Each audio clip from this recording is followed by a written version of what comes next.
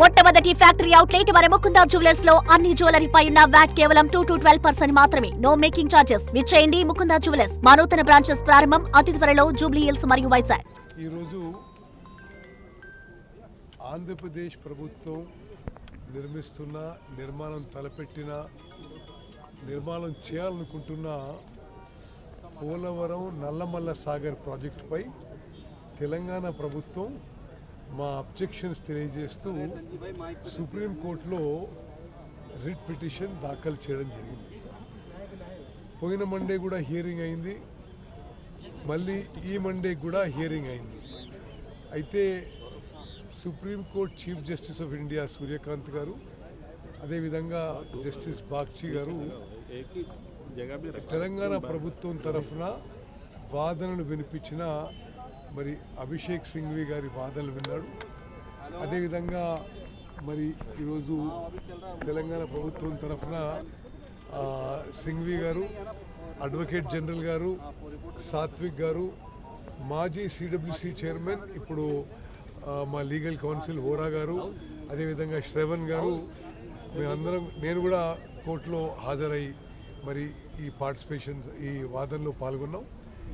అయితే మేము అంటే పోయిన సోమవారం ఇచ్చిన వాదనలకి అదనంగా ఈరోజు అభిషేక్ సింఘ్వి గారు తెలంగాణ ప్రభుత్వం తరఫున చెప్పిన విషయాలు ఏంటంటే, the fixed and allocated quantum of Godavari waters to the state of Andhra Pradesh is limited to 484 TMC and not beyond. మరి any diversion and utilization of water through this project purportedly on the pretext of utilizing flood waters is in clear violation of Godavari Waters Dispute Tribunal 2 GWD2 1980. అంటే ఇప్పుడు ఈ project వాళ్ళ flood waters అన్నా ఇంకోటన్నా వాళ్ళకి allocate అయిన waters కంటే ఎక్కువ ఇది వాడటానికి వీలు లేదు. అదేవిధంగా ఈ పోలవరం ప్రాజెక్టు కూడా అనేక violations, original approved project of government of ఇండియాలో అనేక వయలేషన్స్ ఆంధ్రప్రదేశ్ ప్రభుత్వం చేయడం జరిగింది. అవి కూడా సుప్రీంకోర్టు దృష్టికి తీసుకొచ్చి ఆనాడు ministry of environment and forest stop work ఆర్డర్ని ఇంప్లిమెంట్ చేయడం లేదని చెప్పి కూడా సుప్రీంకోర్టు దృష్టికి తీసుకొచ్చాము. అదేవిధంగా ఆంధ్రప్రదేశ్ ప్రభుత్వము వాళ్ళకి అలాటెడ్ క్వాంటిటీ అంటే 484.5 TMC ఇంక్లూడింగ్ ఎవాపరేషన్ లాసెస్ అంతకంటే ఎక్కువ ఉపయోగించుకోవడానికి ఇన్ఫ్రాస్ట్రక్చర్ క్రియేట్ చేస్తుంది. డిపిఆర్ ప్రిపరేషన్ మొదలుపెట్టే ప్రయత్నంలో ఉన్నారు. డిపిఆర్ ప్రిపరేషన్కి సిడబ్ల్యూసి అనుమతి ఇవ్వలేదు ఇప్పటివరకు. ప్రీ ఫీజిబిలిటీ రిపోర్ట్ కూడా ఇన్ ప్రిన్సిపల్ కన్సెంట్ కూడా ఇవ్వలేదు. కానీ మీరు ఇది పూర్తిగా ఆపాలని చెప్పి తెలంగాణ ప్రభుత్వం తరఫున అభిషేక్ సింఘ్వి ఈరోజు వాదించాడు. అదేవిధంగా there is blatant violations of AP reorganisation act of section 84 and 85 which require approvals from diverse other stakeholders and statutory bodies. అంటే ఆంధ్రప్రదేశ్ ప్రభుత్వము Godavari river management board, Krishna river management board, ministry of Jal Shakti, Polavaram project authority, apex council, ministry of environment ఇవి ఏమి approvals లేకుండా ముందుకు పోతుంది అని కూడా తెలంగాణ ప్రభుత్వం తరఫు నుంచి సుప్రీంకోర్టులో ఈరోజు వాదనలు వినిపించాం.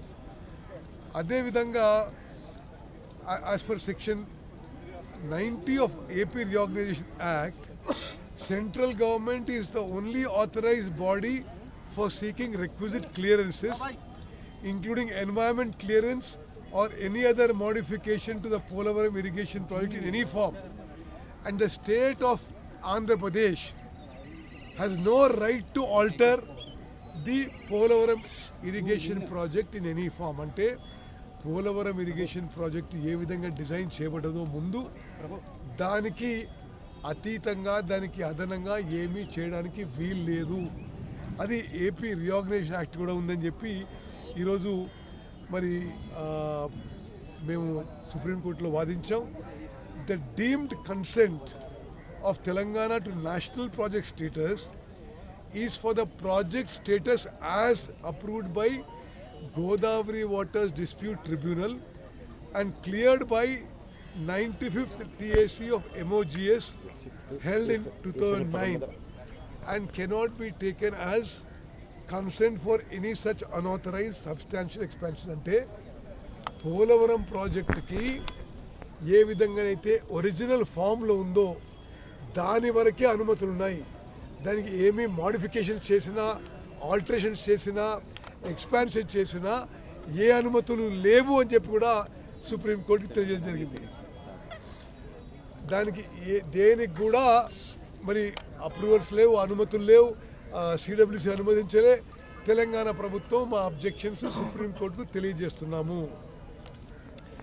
అదేవిధంగా సిడబ్ల్యూసి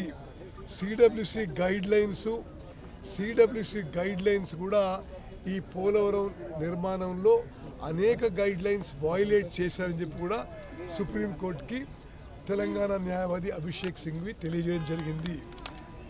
మరి ఈ విధంగా నేను మొత్తం మీకు నోటిస్తాను.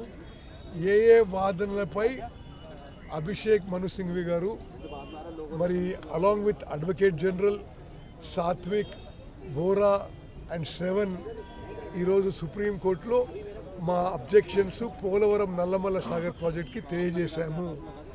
సుప్రీంకోర్టు హెస్ అడ్వైజ్డ్ దట్ మీరు ఆర్టికల్ 32 ఆఫ్ ద కాన్స్టిట్యూషన్ కింద మా ముందుకు వచ్చారు.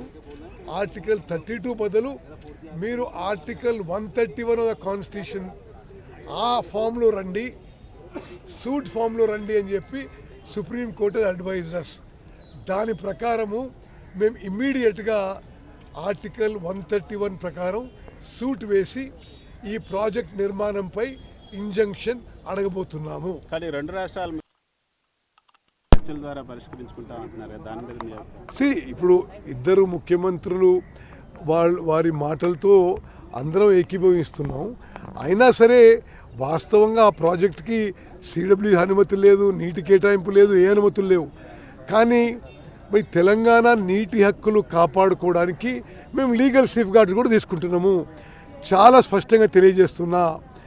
మరి తెలంగాణలో ఉన్న కాంగ్రెస్ ప్రభుత్వం, ముఖ్యమంత్రి రేవంత్ రెడ్డి గారి నాయకత్వంలోని కాంగ్రెస్ ప్రభుత్వం గోదావరి జలాల్లో కానీ, కృష్ణా నదీ జలాల్లో కానీ ప్రతి నీటి బొట్టు, ప్రతి చుక్క కాపాడుకోవడానికి, మన నీటి హక్కులు కాపాడుకోవడానికి అన్ని స్థాయిల్లో కూడా పోరాటం కొనసాగిస్తామని చెప్పి నేను మనవి చేస్తాను. సీఎం చెప్తున్నారు తెలంగాణ గవర్నమెంట్ ఎన్ని కావాలంటే అన్ని ప్రాజెక్టులు నిర్మించుకోవచ్చు, మేమే అభ్యంతరం చెప్పట్లేదు, కాళేశ్వరం కూడా మేము చెప్పలేదు, కాబట్టి ఇప్పుడు మాకు అభ్యంతరం చెప్పొద్దు, నీళ్ళు అరే సముద్రంలో కలిసే నీళ్ళే కదా మేము వాడుకుంటుంది అంటున్నారు. చూడండి కృష్ణ, మరి చంద్రబాబు నాయుడు గారు మాట్లాడింది నేను చూసిన. కానీ వాస్తవంగా ఈరోజు సిడబ్ల్యూసి ముందు పాలమూరు రంగారెడ్డికి ఆంధ్రప్రదేశ్ ప్రభుత్వం అబ్జెక్షన్ చెప్తుంది. కృష్ణా నదిపై అన్ని ప్రాజెక్టులు అబ్జెక్షన్ చెప్పారు, గోదావరి నదిపై అన్ని ప్రాజెక్టులు అబ్జెక్షన్ చెప్పారు. మరి వాళ్ళు చెప్పిన దానికి చేసిన దానికి తేడా ఉందని మాత్రం స్పష్టంగా తెలియజేస్తారు. అది ఆ నిర్ణయం ముఖ్యమంత్రి గారు తీసుకుంటారు. కానీ బట్ బేసికలీ ఉన్న ఫ్యాక్చువల్ పొజిషన్ మీకు చెప్తున్నా, మరోసారి చెప్తున్నా. తెలంగాణలో కాంగ్రెస్ ప్రభుత్వం, ముఖ్యమంత్రి రేవంత్ రెడ్డి గారి నాయకత్వంలోని కాంగ్రెస్ ప్రభుత్వం కృష్ణా నదీ జలాల్లో, గోదావరి నదీ జలాల్లో మన నీటి వాటాని, మన నీటి హక్కులు కాపాడడానికి అన్ని ఫోరంలో, అన్ని స్థాయిలో మరి పోరాటానికి కొనసాగిస్తామని చెప్పి మనం చేస్తాం. ఇప్పుడు అప్పుడు ముందు రిట్ పిటిషన్ ఆ ఫామ్లో వచ్చినాము. ఈరోజు వాళ్ళ సుప్రీంకోర్టు అసలు కాదు, ఇప్పుడు ఆ ఆర్టికల్ 31 ప్రకారం వేసినాము. ఈరోజు సుప్రీంకోర్టు మీరు ఇది కాంప్రహెన్సివ్ సబ్జెక్టు ఆర్టికల్ 131 అంటే ఆ విధంగా ఈరోజు రేపట్లో అయిపోతున్నాం. ఎగువ రాష్ట్రాలను కూడా ప్రతివాదులుగా చేరుస్తారా సార్ సివిల్ సూట్లో? అది సుప్రీంకోర్టు చూద్దాం.